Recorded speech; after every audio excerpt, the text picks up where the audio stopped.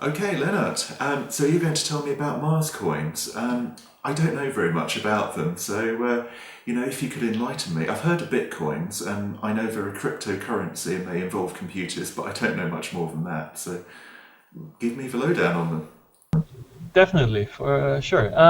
Well, if we take the step back, right, and I think approach the whole idea through Bitcoin, I think laying a foundation because it's hard to understand Mars coin without understanding Bitcoin first, and even then it's still a jump, right? But if you look at Bitcoin, the idea of Bitcoin is it's basically money without government. If you just put it really into just three words, you could say it's a digital form of cash, a way for private citizens to exchange value between each other, very much like file sharing, right? And if you look at the technology of Bitcoin, that's exactly what it is. It's if you think of a ledger, right, a accounting ledger, as one big file, which is digitally shared between everybody who wants to voluntarily join this network. And if I make a transaction, so if I send one Bitcoin to you, then this accounting file deducts the one Bitcoin from my part of the account and moves it to you. And the only way that this actually works without me cheating and making 20 copies of this Bitcoin, right, is that the information has to be visible to everybody. But of course, if you share this type of information, it has to be in such a way that it's secure. You don't want other people to take your money, right?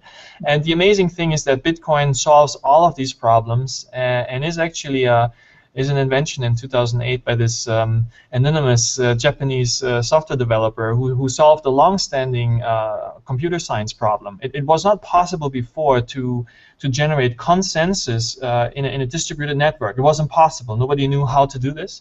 And that's why the music industry got so mad because people started to share their music files, just copies, right? Copies of the Because I mean, copies. going back in time, I mean, this was around the time of. It's a little bit after the sort of big blow up around sort of It's exactly the Napster and stuff time. like this, Yes. when they were sort of beginning to kind of go after sort of grandchildren who've been downloading videos and movies and stuff on their That's right. grandpa's computer, that sort of thing. Great big loads of stuff in the media about it. Yeah. That's right. I mean, the interesting thing is, like, historically, I mean, both of us similar age, right? In the 90s, there were some economists who said there will be some form of electronic cash now that the internet showed us how to connect information and process information on this global scale, but nobody really knew how to. And there were some attempts, like I think in the early 2000s, there was something called e-gold. I never heard of it, right? But it was supposedly working quite well. There was a guy who had bought gold, right, in his garage and then sold shares of the gold to other people, right? And they got confiscated, unfortunately, which shows the problem. If you have one player, one authority, someone holding the money for everybody else, you are just immediately set up for failure, right? And whether that's an individual, Because company, or a government, it doesn't matter. It's just a different scale. I mean, I understand in the past that guilds, individual cities, regional authorities of all sorts, and even church organisations used to actually mint their own coins. And if you went back in time to medieval Europe, there'd be not dozens but hundreds of different currencies. So effectively, this guy tried to go back in time and create his own currency, and he was then, they don't want competition with the fiat currency, so they went after him. Yeah. True. I personally didn't know actually much about this. Obviously, I was not very interested in currencies throughout my life, but I listened to this.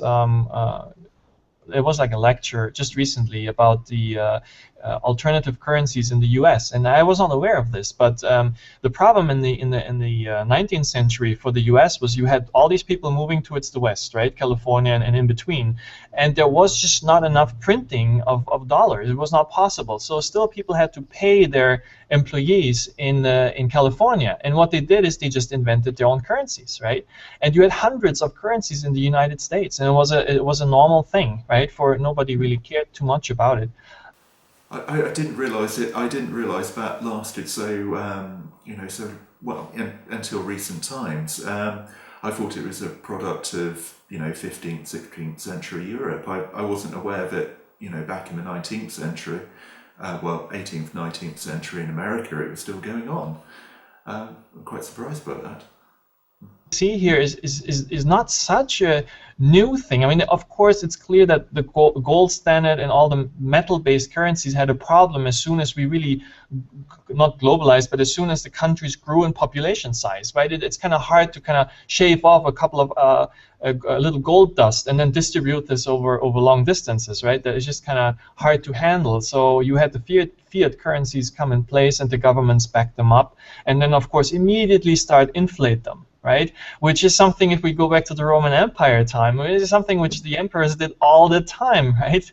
If you're sitting Yes, at the trough of the money production, right? Of course you're going to utilize that for your own purpose. Yeah. So so Bitcoin is coming around. In 2008, this Japanese gentleman had a breakthrough idea of decentralizing a currency system. And he put it out there as an experiment, and people started using it. And 5 years later, the world looks quite different. At least the financial world looks quite different. because I understand that Bitcoin has got is the value of the Bitcoin currency is something over. I think the last count it was about 8 billion or so, 8 billion US dollars, and I found that really extraordinary because that's comparable to a very large company. I was really surprised, and there are a number of other sort of currencies like Litecoin as well.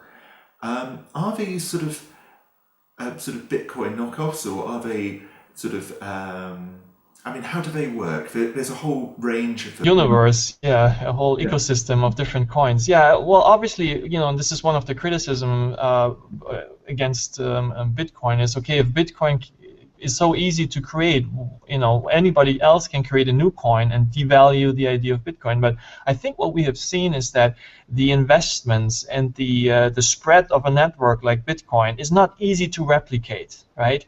And so that's why Bitcoin, even though you have hundreds of different alternative currencies at this point in time, Bitcoin is still like this giant ruling the world of cryptocurrencies. And the one which comes closest is Litecoin. And it's fascinating to see it, but it's not impossible for a small coin to suddenly jump into these stratospheres of other currencies, like Dogecoin, this strange dog-faced coin. I don't know if you've seen that. It's quite extraordinary. I mean, I was looking around the Mint Coin exchange, and the volatility of these things is quite extraordinary. I mean, I was looking at Marscoin, obviously, and that jumped 400, maybe something like 250% overnight, and then sort of gradually came back down again. And but you look at all the other one, Cage, and there's a probably 25 on that particular exchange, and hundreds out across the internet. And I can imagine that people sort of engage in quite a lot of speculation there, because you see large movements in and out, and it brings me into wondering, who are these people? Is it just individuals, or are companies even, or even large organizations getting involved in this? Really hard. That's really hard to tell. I think for the most part it is individuals. The Bitcoin community is quite large, right, and is pulling in more and more people. I mean, here's the thing: once you actually buy a couple of Bitcoins or even fractions of a Bitcoin, and you have it, like I have it on my cell phone here, an Apple phone, one of the early adopters, I have an application, so I can. And I use this basically almost daily, send money to other people. I'll give you one example. I lived in Sri Lanka for a while in Southeast Asia, and I have friends over there. It had been so hard in the past for me to send money, right, over there. A wire transfer would cost an arm and a leg. PayPal does not allow me to send money to Southeast Asia. And so here I am with my Bitcoins, and within seconds, my friends get the money, right, and they can use it over there. So people who realize that obviously they are attracted, and they see the future, and what some of these different coins offer you is just different propositions, right? Some of them experiment with the technology itself, so they have some different implementations than Bitcoin, but others like Marscoin, they have some totally different vision, right? So that leads me in nicely to ask, so how exactly is Mars coin different, and how is it trying to help Mars One and indeed other Martian colonization efforts. And here comes the fun part, right? So this was last year. I was obviously discussing with other people online about the future. I mean, if Bitcoin has such a great had such a great impact here on Earth, right? I knew if there will be people on Mars, they're not going to print. They're not going to print paper money, right? Especially difficult. There's no trees on Mars, right? So you will probably have some form of digital currency, and it kind of stood to reason that looking at Bitcoin, they will do something like Bitcoin, or at least they would want to participate in this Bitcoin network. But you have the distance, right? Mars with its 600 million kilometers distance, right? You just have at least sometimes 30 minutes, sometimes 6 minutes of a distance, and Bitcoin doesn't work that well. You really have to be in a global network connected where the latency of the communication is very, very short. With currencies which are so volatile, I mean, they change value minute to minute, certainly the smaller ones, and obviously they kind of start to sort of get a bit more stable as they sort of grow. But, I mean, how are you trying to sort of get a currency which can work between, for exchange between planets? I'd be very interested in hearing how you kind of plan on dealing with that latency. Marscoin itself does not tackle the problem of operating currencies between planets, right? The first idea is just, okay, I thought there will be some kind of coin on Mars, and the problem is there will be no connection to it. It will not be possible. You won't be able to send money because at the time someone does a transaction on Earth, you will not know about that on Mars. It just takes too long, right? And on Mars, someone would not want to wait 3 hours or 10 hours before they know that their transaction actually is confirmed, right? So it was clear that there would be some form of Bitcoin on Mars, but then obviously that was something in the future, and I didn't care too much about it, just on an intellectual level. But the second thing which happened was, at one point, looking at the funding problems for Mars One, right? I mean, in my mind, it is very clear we have to get off this rock, right? It's kind of really silly to be just having all your eggs in one basket. It's insane. No, I was just about to say, in actual fact, although we think that large-scale conflict is over, when you look at countries like Ukraine, which has been very unstable recently, and it's right next to Russia, no one expected the First World War to kick off. It was a great surprise. When you actually look at the debates in Parliament, I mean, the English Parliament, you actually had people crying when all of the sort of news was coming in, because everyone was totally shocked. There'd been 100 years of peace in Europe, and everyone was flabbergasted by what was about to unfold, because it was very evident what was going to happen, looking at the lessons of history from the American Civil War. Especially, yeah, if you are a student of history, if you have some understanding of astronomy, right? We're living on this thin crust of this little rocky ball floating through space, and I don't think the universe cares that much about what particular DNA variation is currently running around on the planet, right? So I really think if you have this long perspective, you have, and here's the other thing. Now, this technological progress we had in the last 200-300 years, right, is astonishing. It's just amazing. And for millions of years, we had just clubs in our hands running around hitting other people, right?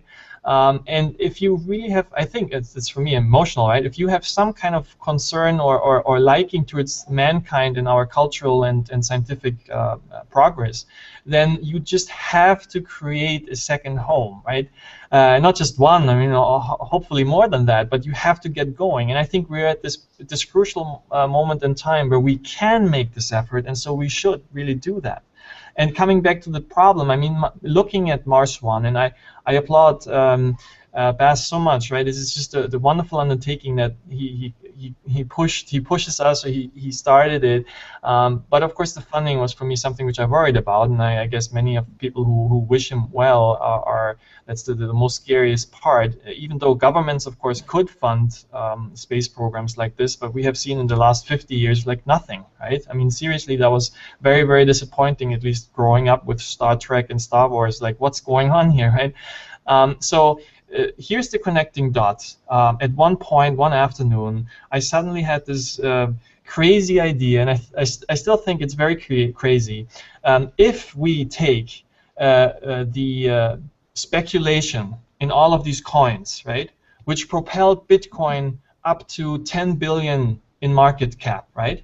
If we take that kind of desire of people to create their own currency and invest in their own currency space, if we take a little chunk of donation and hand this over to Mars One, if we get enough people buying into our currency, right, then that donation itself will gain in value and will allow Mars One to actually create the base on Mars, which is, of course, the carrot in front of the donkey to pull people in. In actual fact, it leads me straight into asking one of my questions. It's if you wanted to buy Marscoins, if you wanted to invest in currency, how would you go about it? Right now, what you would do is you would head over to, if you're in Europe, you would head over to bitstamp.net, which is a euro to Bitcoin exchange. Or in the US, you would go to coinbase.com, where you can buy Bitcoin quite easily with your dollars. And then once you have your Bitcoin, you head over to, there's a couple of exchanges where you can buy Marscoins. So you would go, for instance, to mintpal.com, and you can just buy as many Marscoin as you want, right? It's a pretty straightforward process.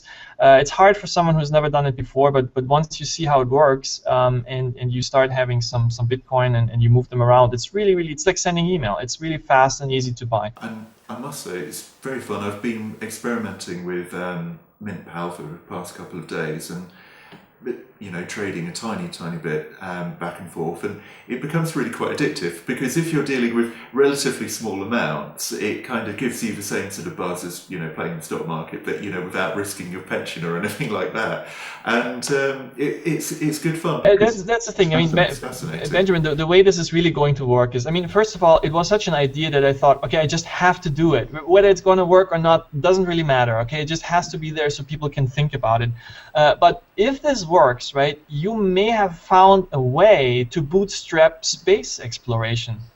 Because you're playing, obviously you're playing on the greed of people, right? And in a positive sense, as all of capitalism does in a certain way, right? Where you say, okay, how much can I afford to put into an investment or risk something that I have a better outcome in the future? And here you basically say, okay, look, if you put $100 or $1,000, whatever you're comfortable with, into Marscoin, you can still use Marscoin for daily purchases, right? It's not like it's gone. Yeah. But by doing so, you are sending a signal to the market that this coin is valuable, that there is something behind it. And by doing that, you're raising our chances to actually go to Mars, which if it does happen, and one of these astronauts takes the stick with the Mars coin and installs them on the Mars base, all of your money, which is in the network of Mars coin, right, at that point in time, will be transferred to Mars.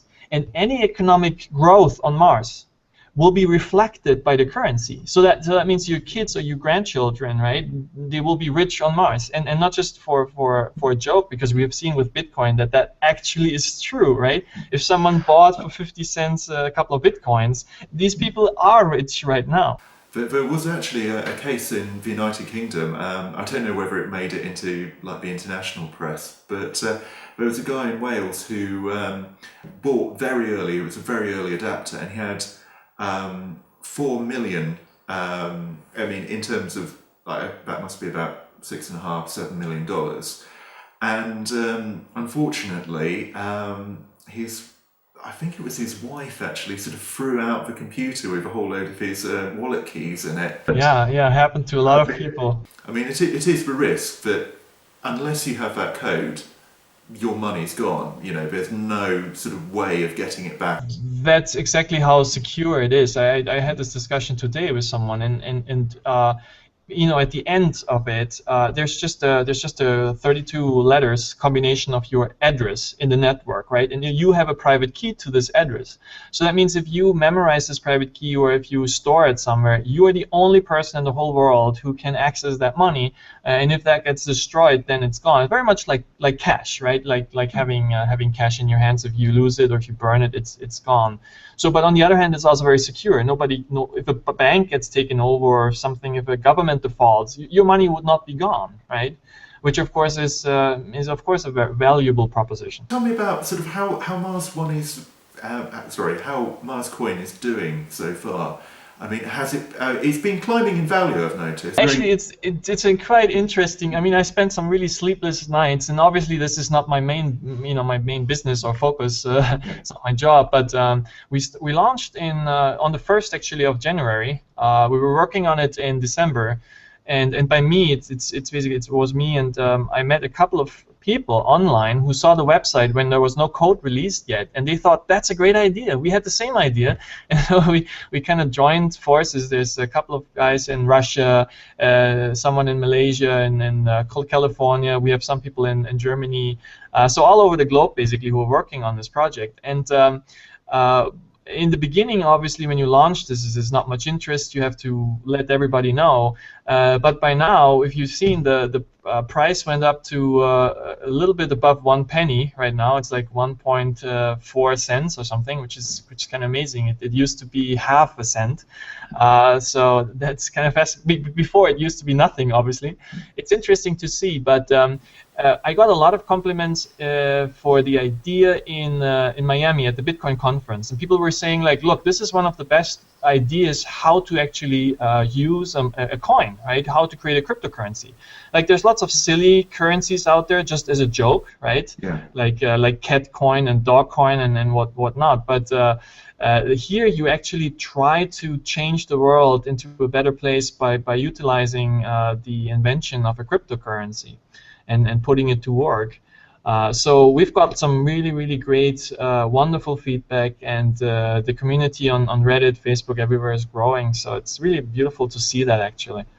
It's very encouraging to see people sort of getting behind things. I think in general with Mars One, I find the more I speak about it, I do quite a lot of talks at schools. I've gone to like 8 schools so far, and every time I've gone, I've always had teachers come up to me, shake my hand and say, I've never heard an assembly so quiet, because the kids are really attentive and really sort of listening and get very infused. And I've spent entire lunch hours with like a line of kids waiting to ask me questions. It's extraordinary how people get drawn into this. And I mean, as hopefully, especially as the Chinese go back to the moon, and hopefully as Mars One lands, a first private rover, hopefully that will sort of feed in a sort of virtuous circle to Marscoin as well. Even though, I mean, before I even started the project, I reached out to Mars One, but I still have people sending me emails. Look, my mind got blown just reading this website and just trying to wrap my head around the whole idea. So the thing is this: as Mars One makes progress, obviously Marscoin is going to benefit. And by Marscoin benefiting, obviously indirectly Mars One will be benefiting. It's just, it can only go wrong if either, if Mars One suddenly for whatever reason stops working. But other than that, I think Marscoin has a pretty good shot, and I really hope so. Not for my investment, which I have given basically almost everything away, but for the cause, because I think it's our generation's obligation to really make this work. And find a way to Mars. I see this, I'm very passionate about it. And one more thing I wanted to add, which is actually interesting. I was looking for a historical parallel, right? And you mentioned the Middle Ages, and actually in the Middle Ages it was not uncommon, right, for private citizens to band together, pool their funds together, and then get a ship going to another place, with, of course, the proposition that once the colony would be founded, right, the money which they put into it would be doubled or tripled, or at least they would get some profit out of it. I understand that Christopher Columbus actually had to speak to 12 heads of state before he got funding.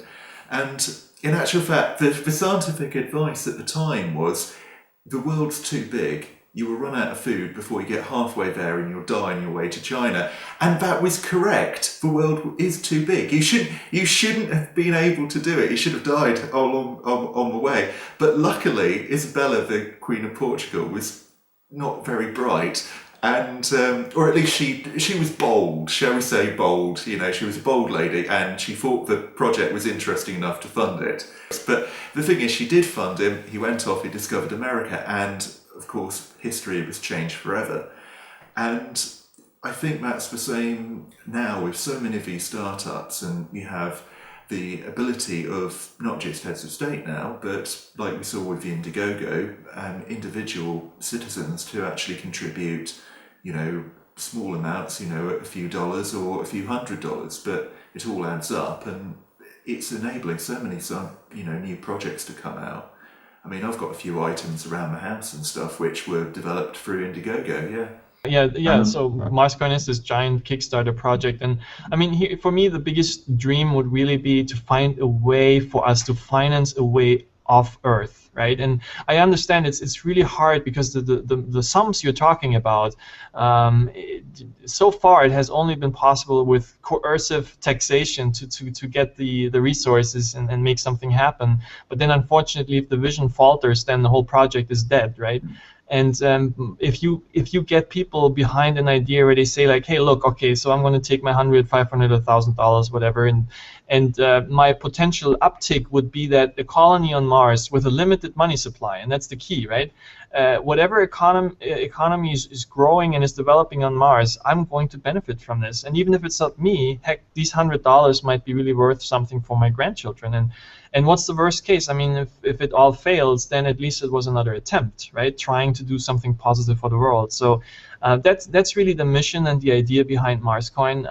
I do understand the criticism, like in the first 50 years or 20 years, the Mars colonists will just try to survive. There might not be much of a need for a currency, but even that, who knows, right? That might be something which we find out humans might need faster than possible.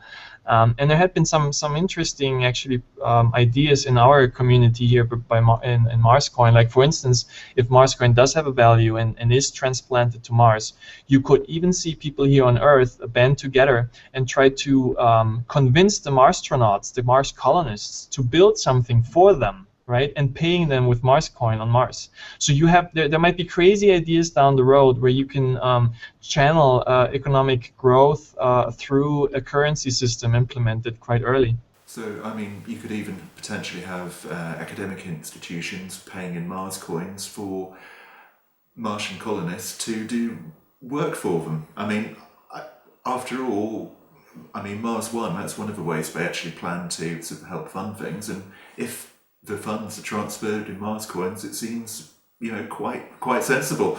I don't know how you feel about this, right? But if I go to Mars, right, I really see myself as a colonist. I want to establish something which grows. I don't want to just sit there. I mean, I'm going to sit there in a tin can for a long period of time, but my real desire is going to be to build something, a thriving settlement, a colony, a city, right? So obviously, if there's people on Earth who have an idea to build a, nuclear power plant, whatever, and they say, okay, if you start working on this, I'm going to pay you. Obviously, if I see my future on Mars, right, I do want to somehow have a value in store which I can utilize in the future, right? So I just think there's a lot of use cases which sound extremely daring or visionary, if you will, but they're not completely out of the picture, right? If you start thinking things through, I think there is a place and a role for Marscoin. Yes, obviously you could start thinking about it in 2024, but by doing it now, we might actually get the funds to make it happen. When you look at the other options for being able to purchase things, maybe if you want a journal membership or whatever, the only other way you could do it is to set up a trust on Earth for the Martians, and then you've got to send it off to the trustees to authorise the payment, and by the time it's happened, it's days down the line, being delayed not only by light speed transmission but by human working office hours, and you might need access to that particular information resource really quickly. I'm sure they will set up some stuff like that and streamline it as much as possible, but if you have something where you can just transmit a code, make a payment, and then get it sent to you immediately, it does seem to cut the command loop down as much as possible. You get your head spinning a little more, right? I met some really smart people here during the last couple of weeks who pushed the idea of Marscoin even further. And one proposition was, okay, so let's say you are on Mars, you have your Mars coins, and you have a little colony there. And let's say you need to you need to purchase some materials from Earth, okay? So computer equipment or the nuclear power plant parts, whatever. Now, if if you have exchanges on Earth, right? The Martians creating their economic output, the value of Marscoin might go up in relationship to people on Earth who are interested in coming as tourists, whatever. And so you can take Marscoin now and you can convert them on Earth as Bitcoin, right? And you can start purchasing things on Earth and start shipping them back to you. There's all kinds of very, very interesting things down the road which are possible with these electronic currencies, which might just be fascinating to explore. After all, with Elon Musk planning to open up, Mars to people with about $500,000, in the next 20 or 30 years, you are going to actually have people coming in. You're going to have people perhaps wanting to found a new community, or out of a philosophy or a religion, or maybe just wanting out of the spirit of exploration to go there, and being able to easily transmit their funds across or carry them with them in the form of a code seems ideal, doesn't it? Absolutely. Let's say someone has a little more than 500,000. So when they come there, they actually want to use the money they have left on Earth, or they want to use more than just the paying for the trip, right? So how are they going to do this? If there's a currency on Mars, yeah, they convert it. Someone had a cool proposition. He said one way to do it, actually, you have this network on Mars, you have a network on Earth, and then you have a very, very slow confirmation speed network which connects the two planets, right? Which would not be useful for ordinary immediate purchases, but which would be fine that once you embark on a spaceship, right, you convert your, let's say, Bitcoin or US dollar into this interplanetary coin. Let's call it interplanetary coin. And so then while you are traveling, right, this coin gets confirmed a couple of times that actually the transaction took place. And by the time you arrive on Mars, you can then take this interplanetary coin and convert it back into Marscoin and use it in the local network. So there's ways where people could actually start shifting the value. And even on Mars, if someone who's really rich, like Warren Buffett, he might be too old now, but if he ever comes to Mars, he might want to pay some of the Earth early colonists to do something for him, right? Anyway, so I think you will find, especially a currency which is independent of governments. I think that's important, which is private, electronic, and voluntary. Nobody is going to tax you on it. Nobody's going to force you to use it. I think those are some really beautiful criteria, right? We're not trying to create a state or government on Mars. We're just trying to facilitate exchange of value. In actual fact, from my perspective, until you've got, thousands of Martians, you can't really have a stable government. At most, you could have a town meeting. But even for a town meeting, you need a few hundred people. And to actually have a traditional nation-state currency for such a small population base wouldn't really work.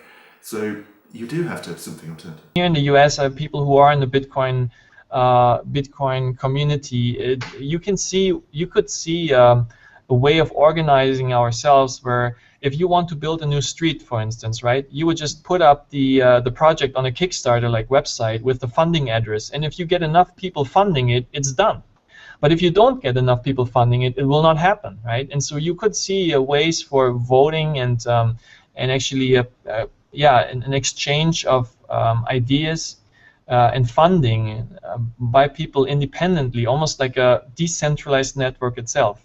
And the positive side would be less corruption, right? Because if you have less power in one hand, in one small body, then it's of course much harder to abuse that power. And that's the benefit of a centralized network. It certainly does raise a lot of sort of ethical implications. Because one thing you always see in media reports about bitcoins, it's criminal enterprises and terrorists, and this coin is going to cause the collapse of civilization and the nation state.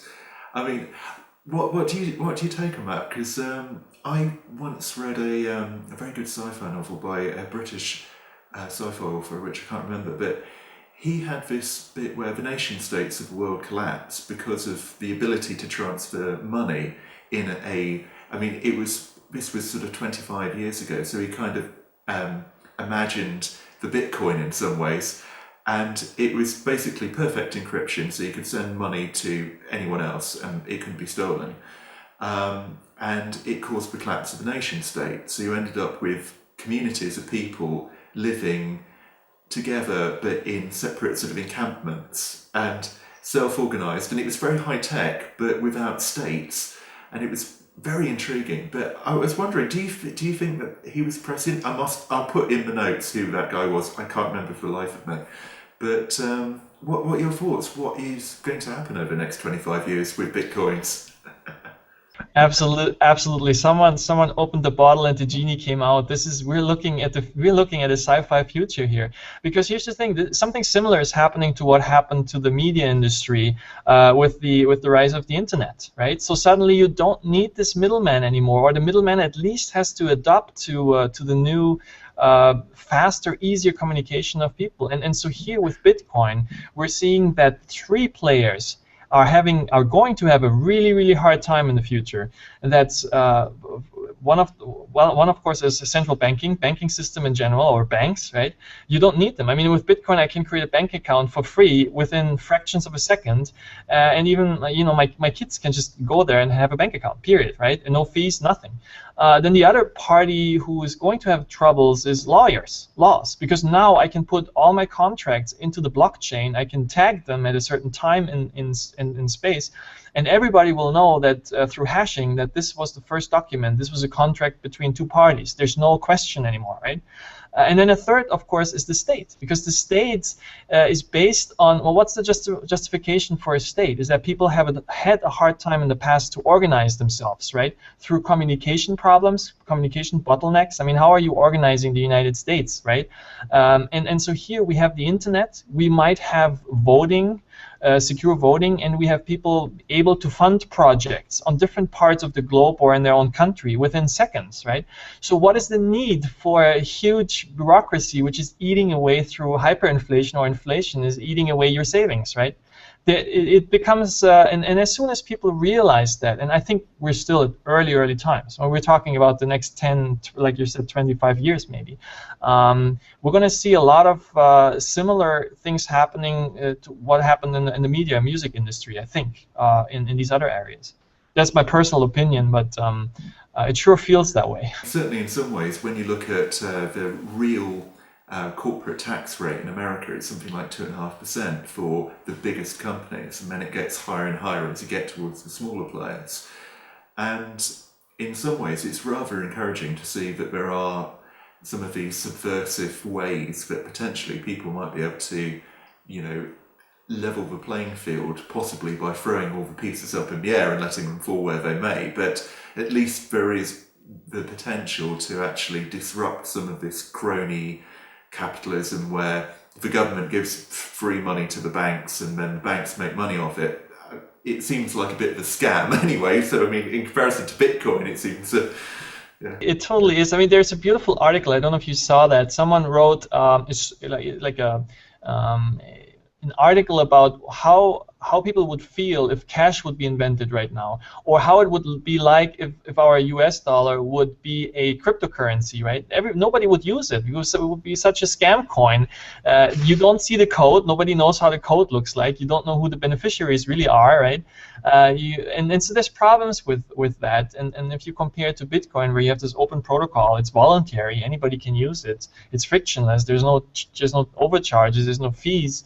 I mean, the benefits are there. And when you talk about volatility, right, which really funny, if you go back last year, today, 1 year ago, Bitcoin was $30. So I understand it's very volatile, but the volatility is going up, right, generally speaking. And because I think it's not so much that Bitcoin is really going up, it's rather that a currency that is limited in supply retains its value much better than a currency which is inflated.